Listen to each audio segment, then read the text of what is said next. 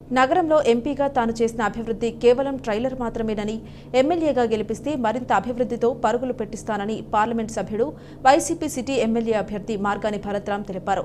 నగరంలోని 38వ వార్డు వీరభద్రపురం కోదండ రామాలయం వద్ద నుంచి నిర్వహించిన పర్యటనలో ఎంపీ భరత్ పాల్గొన్నారు. ప్రతి ఇంటికి వెళ్లి ప్రజలతో మాట్లాడి ప్రభుత్వ సంక్షేమ పథకాలు సక్రమంగా అందుతున్నాయా అని అడిగి తెలుసుకున్నారు. నగరంలో జరిగిన అభివృద్ధి ఎలా ఉందని ప్రశ్నించారు. చాలా బాగా చేశారు, మీరు తప్పకుండా ఎమ్మెల్యే అవ్వాలని ప్రజలు ముక్తకంఠంతో ఎంపీని ఆశీర్వదించారు. భరత్ మాట్లాడుతూ ఎమ్మెల్యేగా గెలిచిన వెంటనే క్షేత్రస్థాయిలో ఉన్న అన్ని సమస్యలు నేనే దగ్గరుండి పరిష్కరిస్తానని హామీ ఇచ్చారు. టీడీపీ నేతల కారణంగా రాజమండ్రి అభివృద్ధి వెనుకబడిందని, గత ఎంపీ మురళీమోహన్, ప్రస్తుత ఎమ్మెల్యే ఆదిరెడ్డి భవానీ నగరాభివృద్ధిపై ఎటువంటి దృష్టి సారించలేదన్నారు.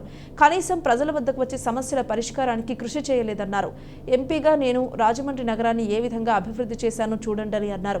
ఈ అభివృద్ధి ఆగకుండా మరింత వేగంగా పరుగులు పెట్టాలంటే తనను ఎమ్మెల్యేగా గెలిపించమని అభ్యర్థించారు.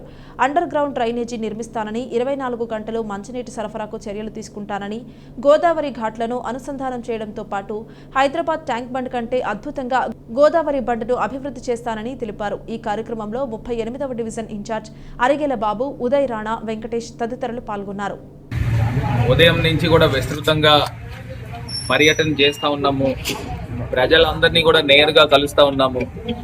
జగనన్న ఇచ్చే సంక్షేమ పథకాలతో ఎన్నో కుటుంబాలు మరి బతుకుతా ఉన్నాయి. పేదరికంలో ఉన్న కుటుంబాలను కూడా వారందరూ కూడా చెప్తా ఉన్నారు. మరి ఇవాళ కొంతమందికి ఎవరికైతే అర్హులైన వాళ్ళు అయినప్పటికీ కూడా చిన్న చిన్న టెక్నికల్ అంశాలతో సంక్షేమ పథకాలు రాలేని వాళ్ళని కూడా భరోసా కల్పిస్తూ ఉన్నారు. మళ్ళీ జగనన్న వచ్చిన తర్వాత ఖచ్చితంగా ఈ సంక్షేమ పథకాలు అందడమే కాదు, పెన్షన్ లాంటివి ఇచ్చే కార్యక్రమాలు కూడా పెద్ద ఎత్తున చేపట్టబోతా ఉన్నాం. ఇది కాకుండా మొన్న ముఖ్యమంత్రి గారు పేదలందరికీ కూడా సొంతిల్లు కళ నెరవేర్చే విధంగా అందరికీ కూడా పట్టాలు ఇస్తే ఆ పట్టాలు దొంగ పట్టాలు అని తెలుగుదేశం పార్టీ వాళ్ళు ప్రచారం చేస్తూ ఉన్నారు. నేను ఒక్కటే సూటిగా వాళ్ళకు కూడా తెలియపరిచేది ఏంటంటే, ఇవాళ 31 లక్షల మందికి ఇళ్ల స్థలాలు ఇచ్చారు. దొంగ పట్టాలు ఇవ్వాల్సిన కర్మ దౌర్భాగ్యము జగన్మోహన్ రెడ్డి గారికి కానీ మాకు కానీ లేదు. ఎందుకు చేస్తారంటే అబద్ధాలు ఆడే నైజం మాకు లేదు. వాళ్ళ వ్యాపారాలు అన్ని కూడా 3 పువ్వులు 6 కాయల కిందన చేసే కార్యక్రమం కూడా చేస్తా ఉన్నాము.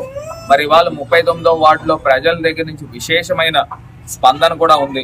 ఒక్కసారి తెలుగుదేశం పార్టీ వాళ్ళు ఓట్లు అడిగే ముందు వాళ్ళు ఆలోచన చేయాలి, అసలు మాకు ఓట్లు అడిగేదానికి అర్హత ఉందా లేదా. పాయింట్ నెంబర్ 1, 10 సంవత్సరాలు 5 సంవత్సరాలు ఒక ఎంపీ మురళీమోహన్ గారు, 5 సంవత్సరాలు ఒక ఎమ్మెల్యే భవానీ గారు, 10 సంవత్సరాలు ఒక జనరేషన్ ని పూర్తి స్థాయిగా నిర్లక్ష్యం చేసిన వ్యక్తులు మళ్ళీ ఓట్లు అడుగుతుంటే నిజంగా ఆశ్చర్యకరం, బాధాకరం, విడ్డూరంగా కూడా ఉందనేది ఒకసారి వీరు ఆత్మ పరిశీలన చేసుకోవాలని కూడా ఈ సందర్భంగా తెలియపరుస్తుంది.